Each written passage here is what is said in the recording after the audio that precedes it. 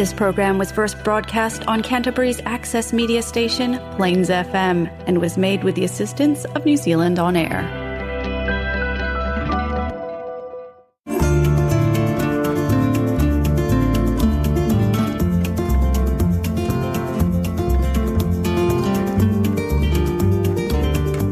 Next on is Linda Light Channel. Linda Hathoria of Healing Embrace brings you expansive, beautiful, and loving energy to assist with your soul's journey here on Earth.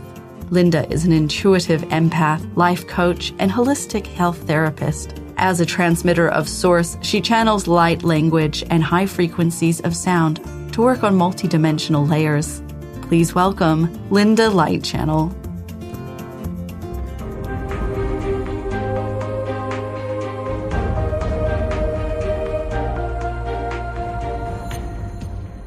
Welcome to my show, Linda Light Channel. I'm your host, Linda Hathoria of Healing Embrace, here to share with you my life experiences and expertise as a holistic health therapist, life coach and light language channel to bring you inspiring conversations. We will explore life, spirituality, energy, light, shadow, Akashic records, holistic and natural ways to support your well-being and spiritual quest in life. I invite you to explore with me.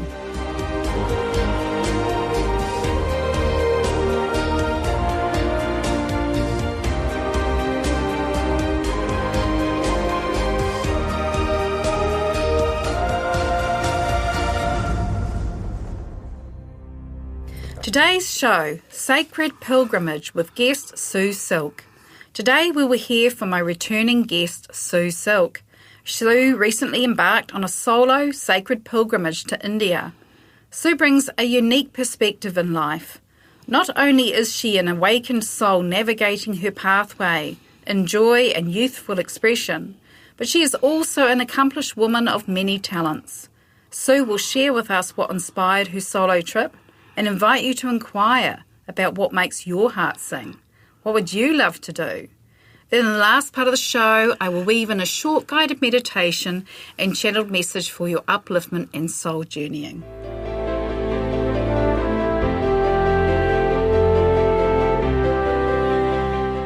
Let's welcome onto the show Sue Silk.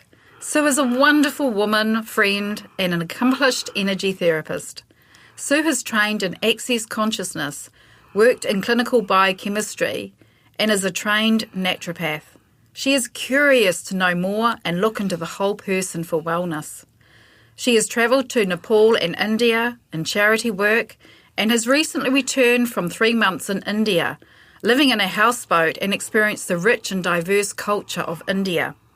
Sue last appeared on my show in December 2023, episode called Life Beyond the Veil. Sue will delight you with her infectious laugh and warmth, bright, bubbly, dynamic, a strong woman living her life to the full. Sue is living her golden years in adventure, curiosity, and joyfulness. She has this beautiful capacity to light up the room with her joy, enthusiasm, laughter, and zest for life. She carries a thirst for the deeper meaning in life and enjoys deep conversations that invite the soul to inquire, to dive in and reach for the gold, where you can make your heart sing. Welcome onto the show, Sue Silk. Thank you. You're welcome. It's an absolute delight to have you on here. And let's begin. I have some questions to guide the flow, but I know we will fill in the gaps with some humour. And as we say, winging it. Love to wing it. Love to wing it, me too. We'll share with the listeners, we just had a lovely breakfast before coming on here, and both of us probably ate too much. Yes, we did. But we just marvelled and just had those conversations about contemplating what, the need for freedom and the need to shine and the need to be ourselves, and that as we deepen in our connection with who we are, that journey gets easier. We become less invested in pleasing another or wearing the opinions of others, Correct. Yeah. And not worrying about what other people think. Exactly. And also in your own mind, like you might want to go and do something, but you Yes. think, I can't do that, Yeah. I'm too old, I'm too this, I'm too that, and all these reasons and justifications come up. Yes. But I always point to your ears because it's the space between your two ears, and it's like, no, just thank you for sharing, but now I'm going to choose for me what Yes. brings me fun, joy, and new experiences. I mean, Yes. isn't that what life's about, is experiencing new things? Yes. And sure, having some of the ones you've had before that you've loved, but also introducing new things and trying different things. And I love that idea, that analogy of the space between your ears. And what I now play, even with my ears, I'm going to put my alpha ears on today, or my fairy ears today, or my donkey ears today. and just, actually, I identify with having fun and laughter in my life and having lots of freedom and joy. Absolutely. So I think this is the age that we're in. We're in this age of this increasing self-awareness of, I am what I think. I am what I choose to think, and I am also what I say. That is more than just how another person receives me. It's what's my internal dialogue. That's witnessing my life around me. That's witnessing how I am with other people and how they are towards me. How do I lovingly witness all that is occurring around me? Well, like I was saying to you at breakfast, what you're saying is really accurate. And at breakfast I was saying about in the past, I would go into a room and I could feel people lighting up and being drawn towards me. Yes. And I used to think, oh gosh, am I just showing off here? I need to shut up now. I've said too much. I've had too much of the attention. That's right. It's the programming. Yeah, Other people's resistance to you having fun, joy, and laughter, and being magnetic. And often that can be people in the room who may be thinking that because of what is going on between their own two ears. That's right. And the considerations that they have about how much attention somebody should be getting, or sometimes it was actual envy because they are not able to do and be themselves. Yes. It doesn't mean they have to be exactly like me. In fact, no, we're all different. Yes. But it's like they're just having that confidence and self-awareness to just be yourself and be okay, and realising that, yes, some people will have a problem with that, others won't. Others, just about everybody I meet is like, yay, bring it on, girl. Yes, so we're already off to a really rich start on just this freedom of expression, and I welcome conversations that also help me to grow. And I can feel when I might be in resistance, where I can feel myself getting almost a little bit defensive or quiet, or it's like, but now I'm curious about that. Now I'm curious, like, that's more the programming. That's just the programming. I'm actually here to shine. Yes. And what I know for my own self is that as I deepen in that zone, that all that is, that voice is always loving, and that's what steers me in the right direction, that allows more of those experiences to flow. Yes. Yeah. And are we not all here to shine? Yes. In whatever way as each of us as individuals are and who we be? Yes. Absolutely. And what a world that would be if everyone was just able to, was coming from that space of being okay to shine and be themselves. Yes. And even those that find they're not ready for that, for wherever they are, we can, again, as we become the loving witness within ourselves, we can be that eternal loving witness for their journey and their choosing as well, because I'm aware there's so many variables out on this human playing field. Yeah, very true. And now bringing this conversation into your time in India, I have a question. Well, I've got a few questions here. You might. We'll see how we go. So let's begin with what inspired you to embark on this recent solo trip to India that I believe you were over there for about 3 months. Correct. Years ago, I read a novel, and I've got the novel here with me. It's called The Kashmir Shawl. And it was written by a woman called Rosie Thomas. She's English, and published by HarperCollins. Now, this book was set in a part of India that I have been drawn to since I was a child, and it's called Kashmir, and it is a territory of India. So it's right up It's up north, in the northern part of India, and it borders on to Pakistan. And the story is set there, and when I was reading this book, I was drawn to every part of where she went on her travels and her journey.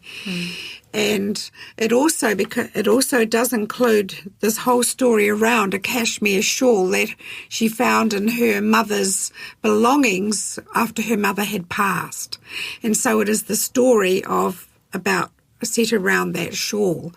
Now I'm very much into textiles and home interiors and all that type of thing. So I was fascinated. Oh, and plus I knit. So I was fascinated by the whole thing of how the shawl came into being. So many years later, back in 2019, I met one of my very good friends' husband, and I met him in Nepal and her. We were there doing charity work, and I was talking to him. He's from India, and I said, well, where are you from? And he came from the capital city of Kashmir, which is Srinagar, and I'd been reading about it in this book going, I want to get there. One day I've got to get there. My heart just so wants me to travel there. So he said to me at the time, well, come over. So I went, I will. So, of course, then COVID hit, as time went on, and about this time last year, where he and I were talking, and he said, why don't you come over? And I went, done. So I basically booked my ticket. And the first time, I'd travelled for 2 weeks on my own in Nepal in 2019, but I'd never done a solo, really. So I thought, I'm going to do this. I can do this. It was a little bit daunting, the thought of it, going to India with however many billion population. And then I thought, no, I can do this. So with one friend in Srinagar, and I told him about the book, and he said, I'll take you, we can go to all of those places. Oh, how wonderful. Yeah, and it was like a dream came true. It was like, oh my gosh, thank you, universe. This is so cool. And yet I'm also can see how the universe is inside us, right? And we're part of the universe weaving. And you had a dream. You already had the energy, momentum to say, I want to go there. I'm reading this book. I really want to go there. And then magically, and I see the universe is like this, there is this divine synchronicity. But the universe has this magical flow. And then you meet this person, and then he becomes the bridge for you to come over there and the anchor point for this dream to flourish.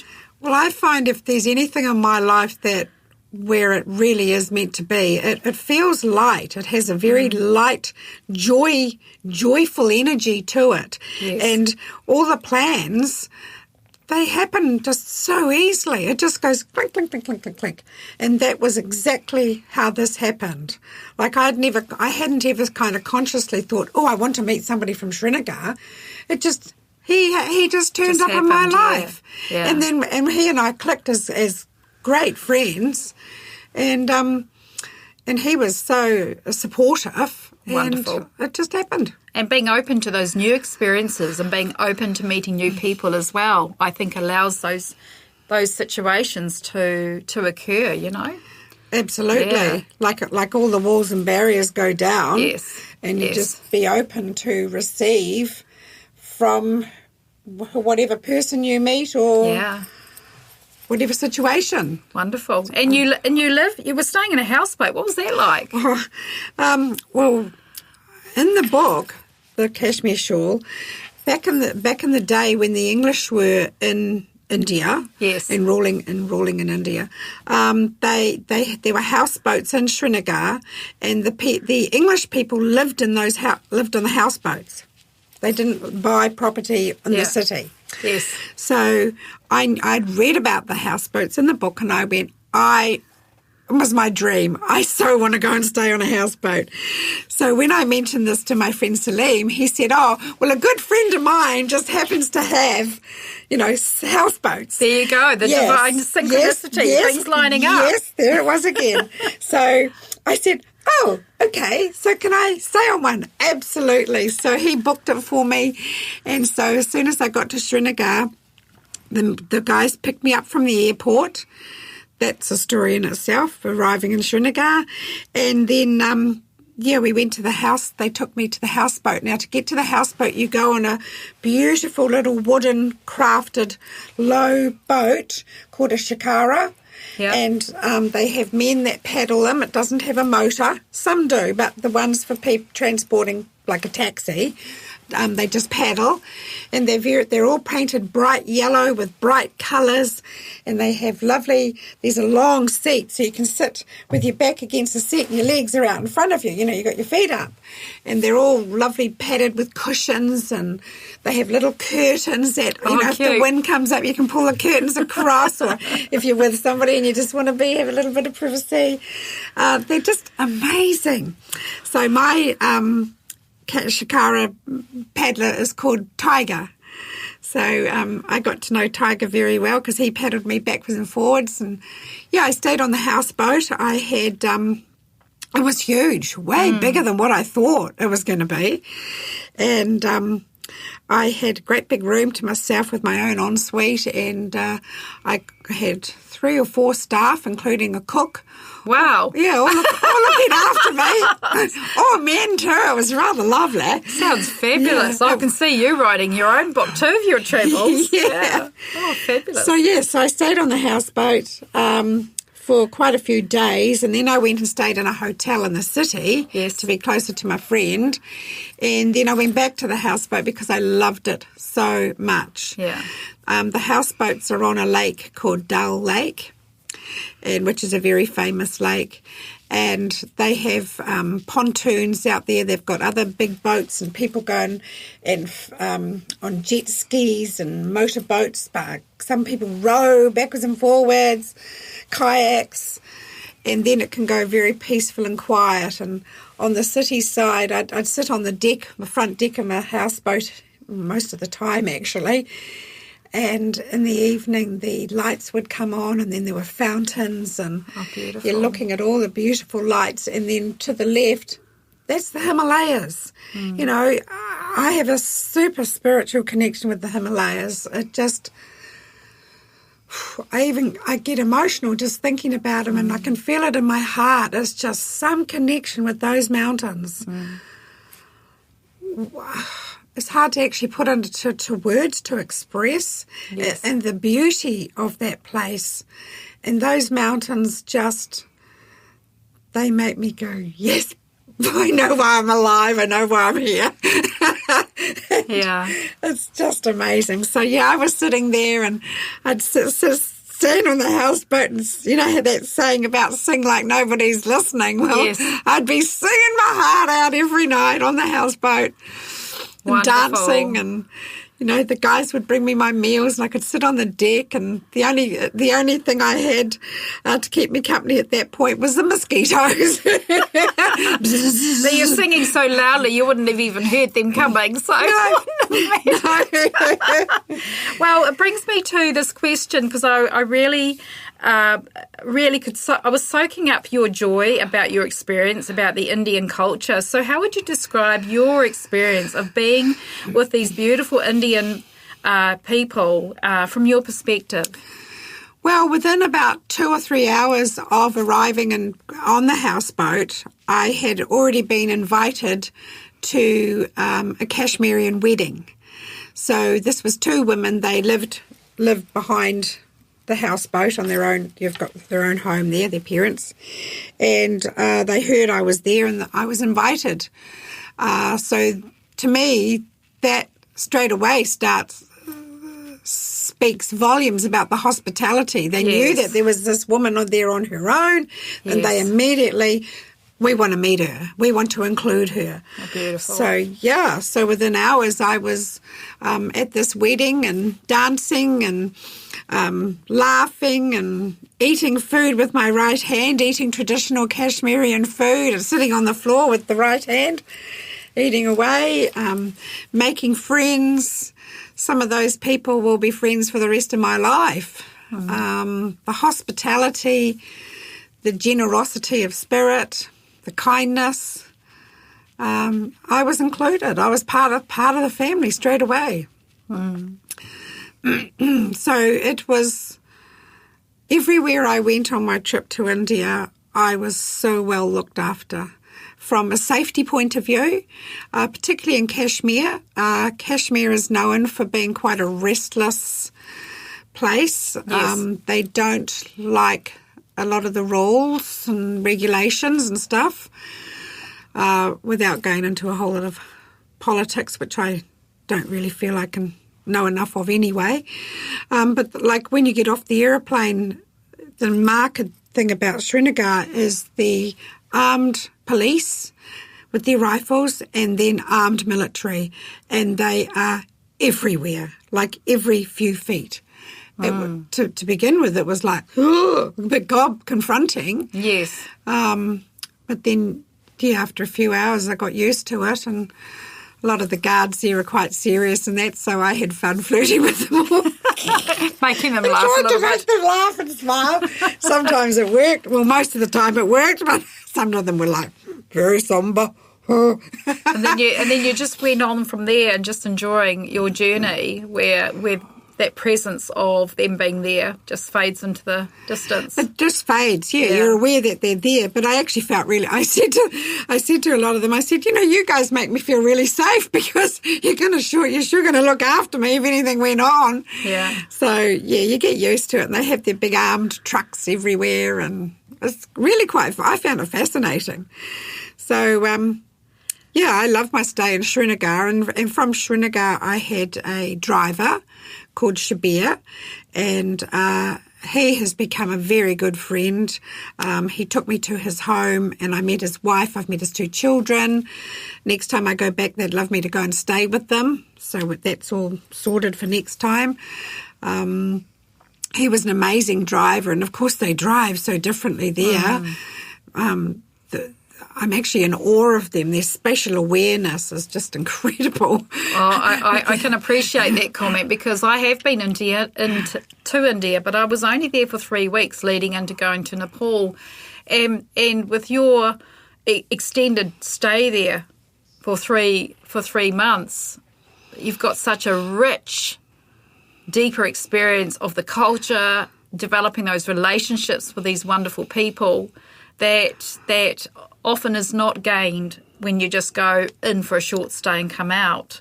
So you enjoy deep spiritual connections with people. And how was it talking with them when you talked about, because they have their beliefs, we have our beliefs, India has their own way of living. Is there an aspect that you can encapsulate for our listeners today about the gem of all of that? For sure. In Kashmir, the population is mainly Muslim, so that is a different experience to when I was in Jaipur and Goa, which is Hindu. So in Kashmir, I mean, they have the chanting that goes out over the PA all the time, calling them to prayer, and so it's quite different to anything I'd ever experienced before. The marked thing that I noticed about my whole time in India and Nepal is the way people wanted to have deep, meaningful conversations. They sought them out. Yes. And they didn't want to say, well, you're wrong and I'm right. It wasn't about that. It was very much about, well, what do you think? What are your thoughts about this religion or this philosophy, or what's happening with our governments, or what's happening with the world? They were actively seeking my opinion as I was seeking their opinion and what they thought, what they believed. Yes. And it wasn't in the least bit challenging. Like often over here in New Zealand, people are so fixated on being right and that their opinion is the only one, that you can't actually have a really open mind, like a happy conversation. So I was talking with people who look at life completely different to how I do, and yet there was a joy to it. There was like, oh yeah, I really want to learn what you think about. Do you believe in God? How do you see this? Do you think this? Yes, what I'm hearing and feeling into that is the gift of curiosity, and also each one is holding this respectful space that allows for each one to be themselves, and you don't have to hijack the energy of the other. You don't have to dominate them, because dominating just makes someone just walk the other way, the other direction. But there's this respectful, you're from here, I'm from here. There's something to be gained here, and I enjoyed the extended vision of appreciating how unique this world is when I began travelling. And I thought, oh my goodness, you don't know until you go outside your bubble and then experience life. Yeah, outside. You don't know that you don't know. Yeah, until you right. go. And then, yes, I mean, we were talking about food and farming and raising children, the relationship within families. I mean, over there, the ultimate thing that binds that country is the love of their families. Yeah. Their families come first. Yeah. And that, a lot of what I observed is really for survival reasons over time, because the family unit holds each other together with holding a roof over their head and putting food in their bellies for a lot of them. But there is this family thing which I think has got a little bit lost here in our Western culture, simply because we're having to, parents are having to work to keep the roof over their head. But I think essentially at the base of it all, it still is there everywhere in the world. It's the family. Yeah. But it was so nice and refreshing to be able to speak to people and not be argued. There was no arguments. It wasn't about right or wrong. It was, hey, we just want to hear. And the other thing they found particularly fascinating was the fact that I am bright and bubbly and smiling and happy, and they were so drawn to that. And it's like, how come you're like that? We don't see people like you. Again, curiosity. Yes. But also they had this yearning to look outside of just themselves and actually see you as well, because there needs to be that capacity to see another, right? Correct. Because otherwise you don't notice. So that's wonderful. No, it was. Yeah. And then, of course, the ultimate question I got asked a million times was, number one, how old are you? Because, short grey hair. And then number two, where are you from? Yes. So the fact, and then, are you, who are you travelling with? So when I said, well, I'm this age, I was 67, I'm travelling on my own, and I'm from New Zealand. Of course, then that led to the next question, do you like cricket? And of course, because I am who I am, I said, I love cricket, because I do. So that started another whole conversation, and it brought us the camaraderie and the oneness was just amazing, particularly being an older woman travelling on her own and who loves cricket. It was like I got all the ticked all the boxes. Wonderful. It was just, it was so much fun. I would say it's like following the breadcrumbs of joy. Now, I'm aware of also giving our listeners a glimpse into the other aspects of you, because you're an energy healer and you also have your own healing practice. So what can you share with our listeners about your favourite aspect of the work and the benefits of it? The favourite aspect of the work is simply being able to facilitate people to find a space within themselves and the awareness that they can change, particularly anything that they are wrestling with or feel stuck with.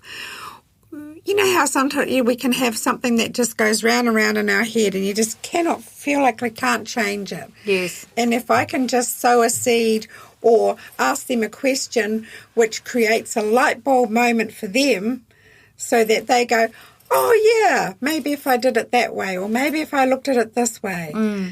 That to me is a real gift. I know when somebody does that for me, it's just, oh yeah, thank you, that's awesome.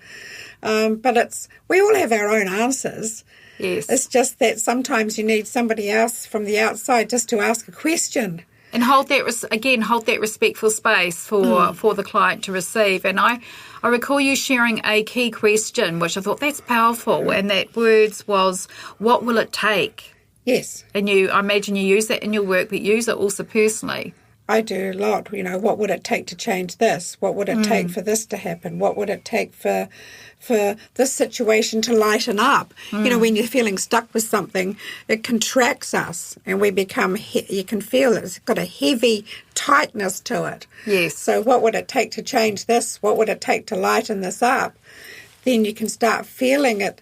It starts to, from being contracted, starts to expand. And then you can feel the life force and the energy. Yes. And it's like if you've got a tight area in your muscle and you massage it, you can feel the blood beginning to move and through, which is bringing the oxygen. And it's a powerful question. It says, what will it take? You're asking from that space of knowing there's a solution here. Yeah. There's a potential here.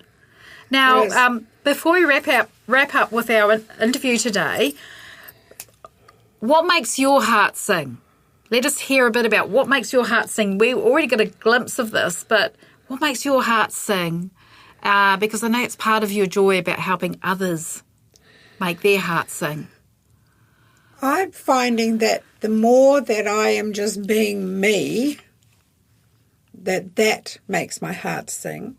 Because as the more I'm just being myself and not worrying about what somebody else thinks or what the considerations in my own mind are, my life has become richer and richer and richer.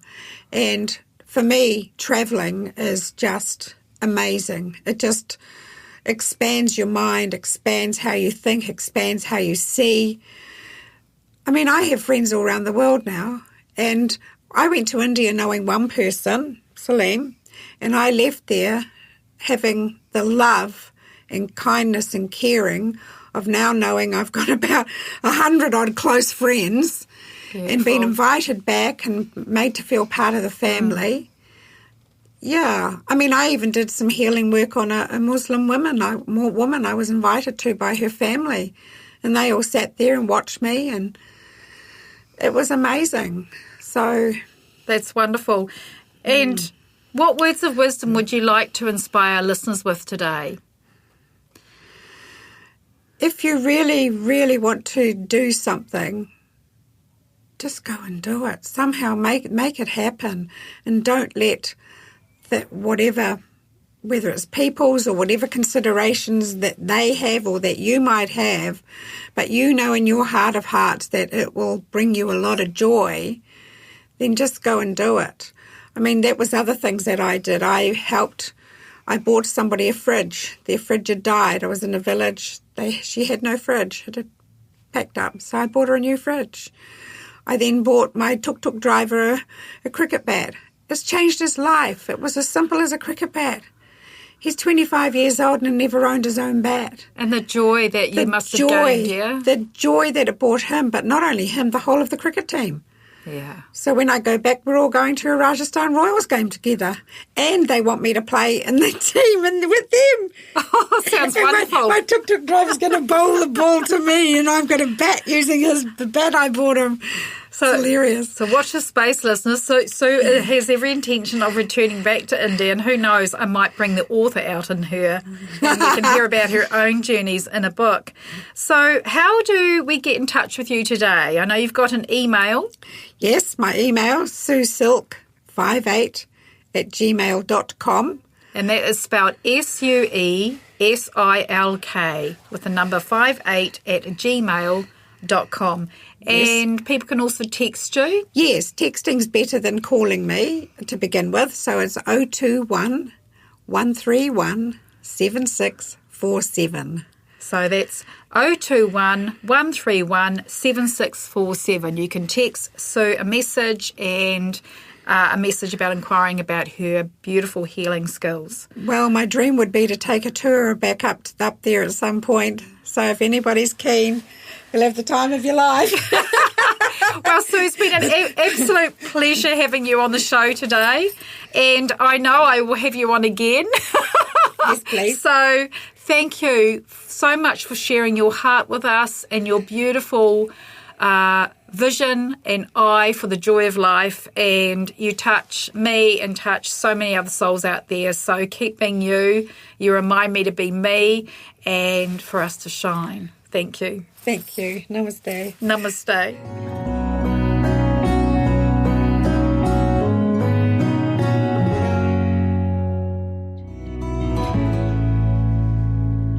Welcome back to my show, Linda Light Channel. Now we're going into the next segment of the show with a guided meditation and channeled light language.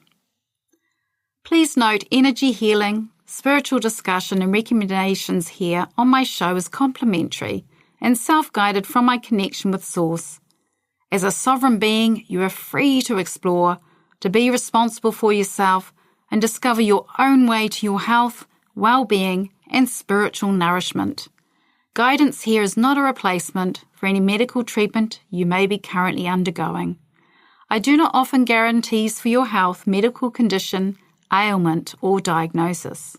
You stand in the light of your own soul and governance.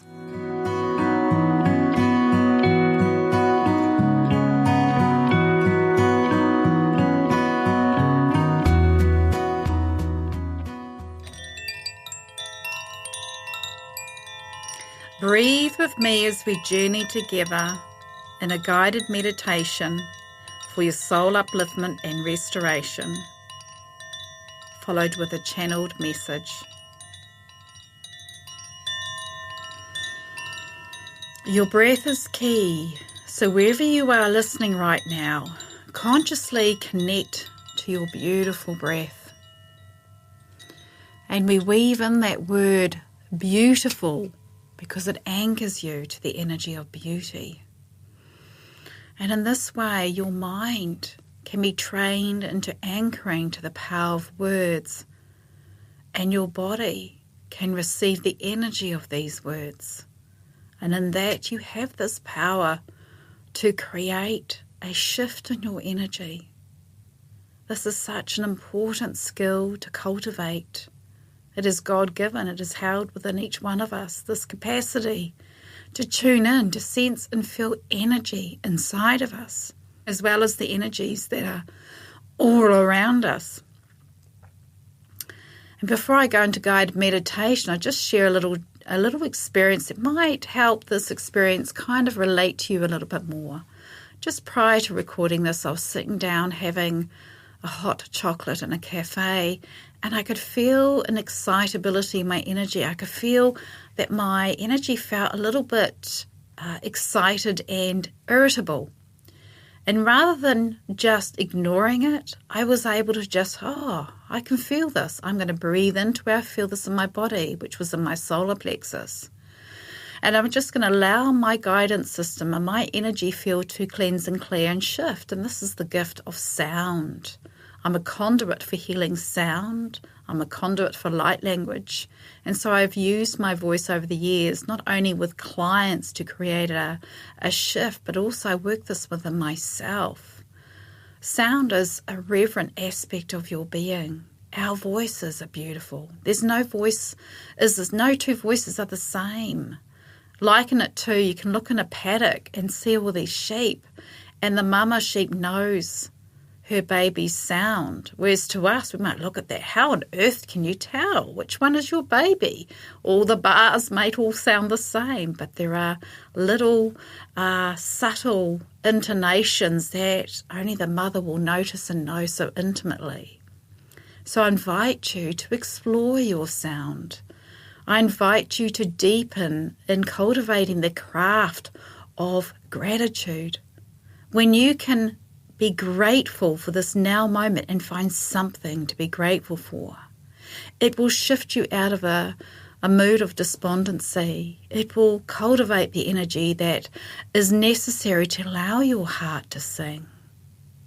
We may struggle with, what makes my heart sing? How can I cultivate this energy of passion? How can I have the courage to step forward into more of what I love? So step one might be just going within and breathing reverently and saying, thank you, dear beautiful breath, for being here. Thank you, dear beautiful body, for being here. Thank you to your own dear beautiful self. And again, we're weaving this word beautiful. It makes the journey easier. I liken it to you going on a walk, and what do you need in your backpack that will make your journey more pleasurable? Perhaps a water bottle, perhaps a snack. You might even have a map that helps to navigate your way. Then you have your senses around you. You have your beautiful body. You have your footwear. You have your clothing. And you have the beautiful nature all around you. So there are all these things that you can tune into. So journey with me now, with your beautiful breath. Let us call in the energy of the forest, the ancient forest, and the ancient wisdom of trees. Think of the most mature kauri tree, then the pahutakawa tree. There are so many trees, the rimu, the humble pine tree, the eucalyptus tree.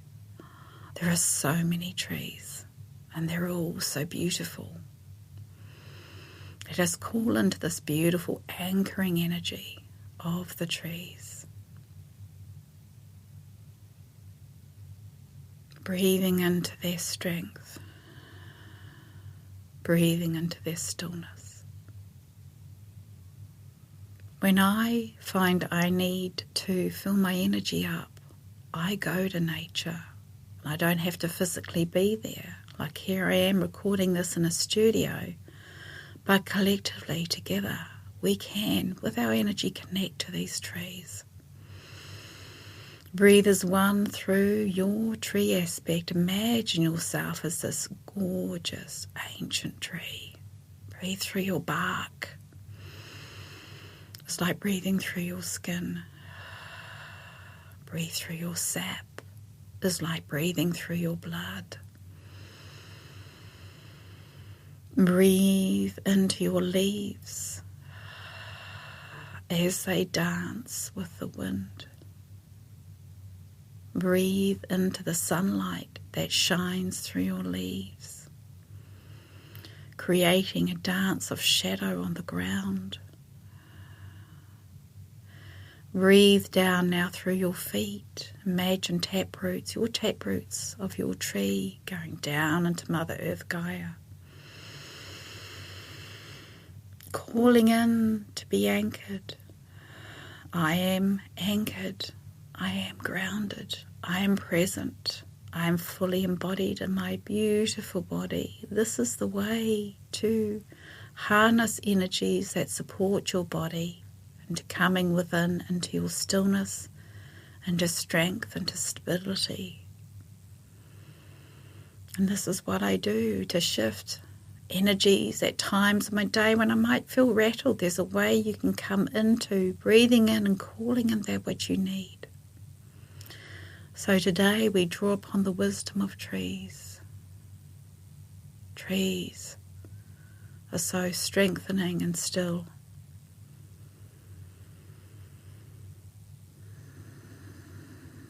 And when you find yourself coming to a place of rest, imagine being in the middle of this beautiful forest where there's a clearing where the sunlight shines down. And you find a beautiful tree to lean in against. And you can feel the sun peeking through the gaps of the leaves, warming you, shining on your crown, your head. And you can breathe into this warmth, this golden light. Energy flows all through you, beyond the skin, deep within, into your bones, your tissues. It can go everywhere. Your energy is unlimited. So breathe into this golden sunlight now. The energy of the sun is reverent. Even though it might be hiding behind clouds, it is still there, contributing to the warmth of our day. Likewise, you may not always see or feel your love inside of you or the strength inside of you, but by guiding the mind towards nature and the power of your words into beauty, you can reconnect, recalibrate, and renew.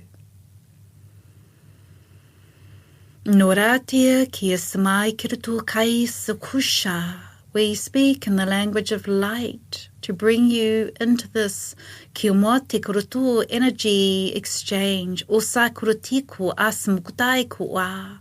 There is sound beyond the English language. O sa ku'atiku, the sacred sound of the wind through our leaves. We are the trees. Motai kirotu ka, we are. Breathing with you as one, dear hearts. Mokati ua ki a. Spend time connecting with us, motaki ua, leaning into us, sitting down underneath our shade, o kasukotia mokatis ua, having shelter against the rain, mokasukutaki ua, and in the winter when you light your fires, spare a thought for the tree that once was, that is now warming your home, e kosakumatiko ua. Next time you sit at your wooden table or chair, spare a thought for the tree that once was, that has now offered itself for you. E kona tiko osakara, such as the food on your plate. Mo kasigurata, such as the people that come and go in your world. E samakote o a. When you listen to the birds, e kose oka ti oka. Can you breathe into their beautiful song, their beautiful sounds, their chattering? Can you breathe into sound of their little wings flapping in the breeze? Nukasi ko te ote ko. Likewise, can you tune into the laughter of each other? Mokaki ota, the sound of laughter. Nukakia to usakawa, even the sound of a teardrop falling down a cheek is sacred, dear ones. Eko sikumatiko, each moment of your expression is sacred when you recognize yourself to be beautiful, born from beauty, born from grace, born from the spark of the divine, which is love beyond judgment, love beyond the human confinement of having to do or fit into a box in order to be accepted, dear ones. You are beyond this.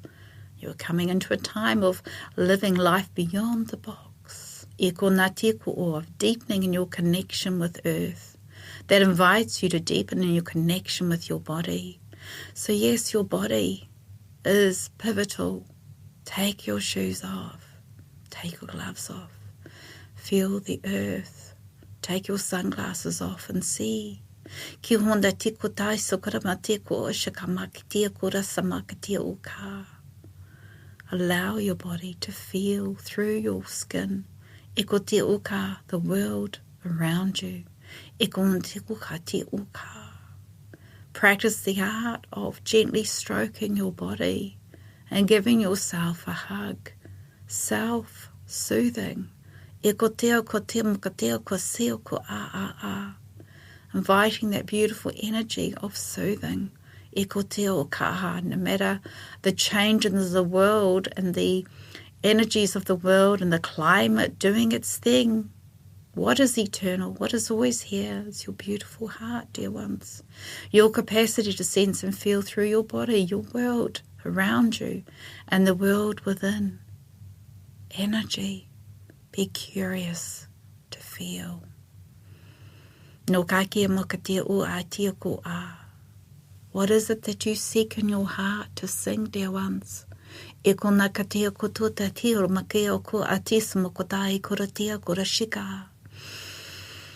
it is joyful play or sakarutaka, make a study of the children that play. See how the trees play. Read a story that is lightness in its expression. Remember how it was to paint and draw innocently as a child in kindergarten. This is what we wish to bring for you. The energy of being soothed, the energy of having support that is all around you, the energy of harnessing your body is incredibly wise. Your sensory system, reconnect with the divine pleasure of touch. Notice how the trees, we're all so different and unique. It reflects to you how beautifully different and unique you each all are. And you deserve to have your authentic expression. No kasi makatia ko atia makatia.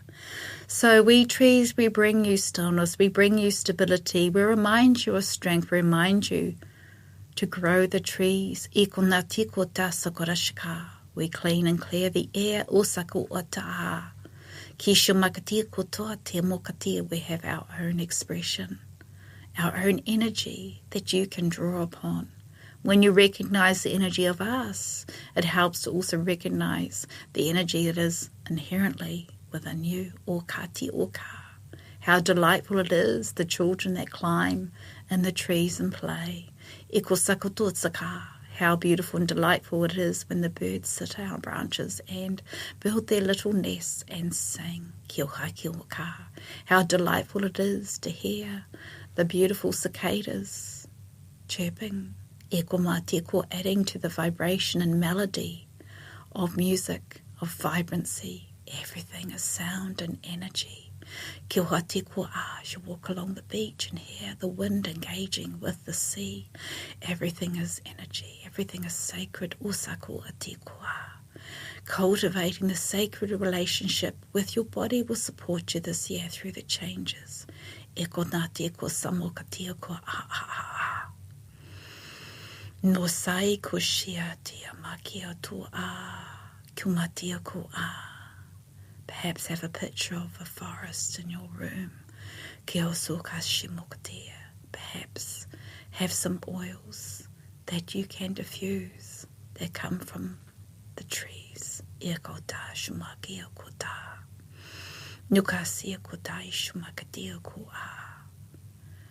can visualize the tree of life in your home, in your bedroom. You can call us in.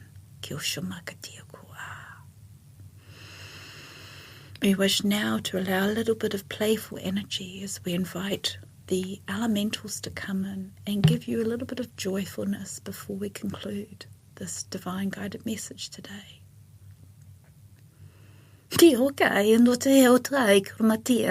We speak to the child inside of you. May you watch the raindrops dance all around you. May you remember how to jump in the puddles with glee without even gumboots on, but get all wet, get all splashed. Go out and buy a bubble wand and blow some bubbles, dear ones. Blow the bubbles as if they're little wishes. Remember the dandelion fairy wishes.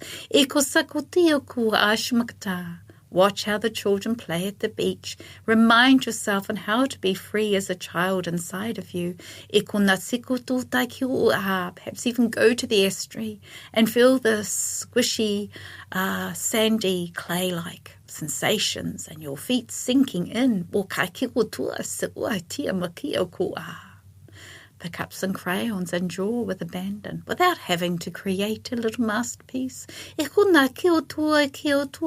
some wildflowers and put them in a little glass vase for yourself to enjoy. So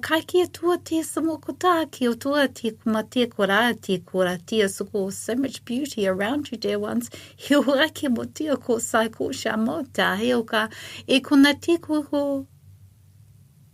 Sing with abandon. Laugh with abandon. Dance with abandon. Express yourself as if no one is watching and judging you, dear ones. It may be that you begin doing this in the comfort of your own home. Then go to the beach and just play and sing with abandon, dear one. It is time to invite freedom. It is time to cultivate the energy of self-love. Read the fairy tales. Remember all the things that you loved as a child that your parents did for you. And remember the things that you can give to yourself now. Dear one, self-soothing. Self-play, self-creativity.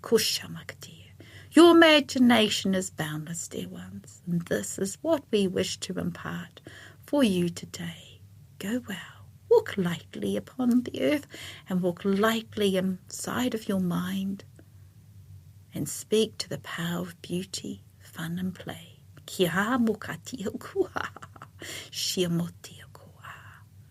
May this fill your cup through the ups and downs of your world. kia, kia, kia.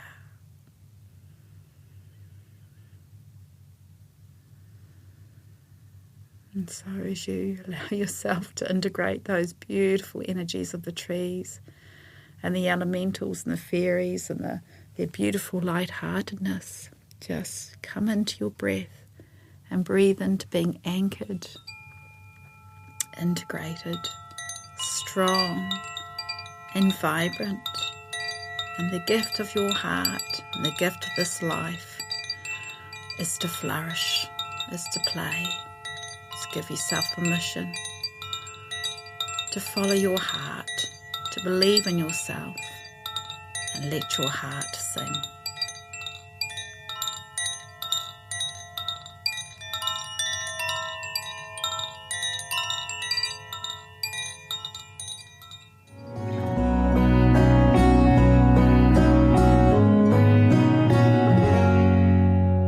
Announcements and theme for next month's show. Before we finish today, here are my upcoming classes, community events and services on offer for you. Every fortnight on Wednesday evenings at 7 o'clock, I hold healing circles from my home to explore your connection with Source, your healing breath, guided meditation, channeled wisdom, light language and spiritual guidance. A space to share from your heart to carve a pathway of empowered living. We have a lot of fun in these beautiful healing circles, interactive and compassionate, weaving a pathway of discovery and spiritual nourishment. If you live away from Christchurch, I have distant healing sessions available. Online, book in a soul activation distant healing. These sessions are via a Zoom video call, and this is available to anyone in the world. Distance is no barrier to healing and transformation. This includes an energy field healing, channeled messages, light language, soul guidance, and empowering life tools to guide you in your ascension pathway. For all other in-person healing, classes, and soul life coaching in Christchurch, book in with me at my website, healingembrace.co.nz. And check out my Healing Embrace Facebook page where I post about my upcoming radio show, guests, and uplifting videos and posts. And I will also put up there on how to get in touch with our lovely guest, Sue, who is on today. Now for next month's show theme, Embracing Change, Stability Within to be the Calm in the Storm. Change can often feel turbulent, stressful and scary, yet if we connect deeper within you, you can access the peace inside to be the calm in the storm. I call this the soul self or the higher self or the wise sage within. We all have this aspect of self that encompasses more than just our human self and thereby can help us to feel into the wider picture unfolding. Tomorrow is unknown, yet in the now we can harness our magic within to create a brighter tomorrow full of change, adversity, adaptability and soul growth. Change can propel you into transformation like the caterpillar morphs into the butterfly. Tune in with me next month on Linda Light Channel. My show airs on the third Tuesday each month at 9 a.m. Previous shows can be listened also via the Plains FM website and search for Linda Light Channel.